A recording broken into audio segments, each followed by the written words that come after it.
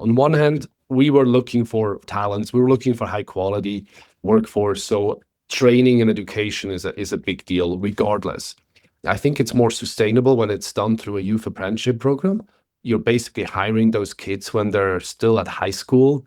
That gives you a high level of loyalty. We have a success rate of hiring those graduates. We only lost one person in the last 7 years, didn't take a job with us after they graduated. So that's really successful.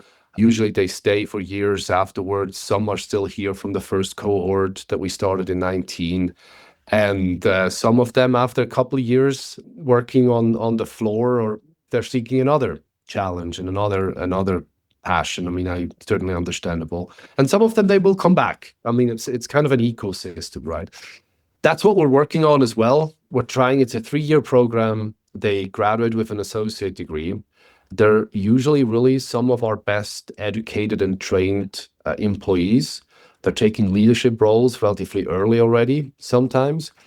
And we're trying to grow the system beyond Stadler. We're trying to get white collar jobs in as well. We're trying to obviously other blue collar. We're adding the aluminum welding track, other construction and manufacturing tracks to be added.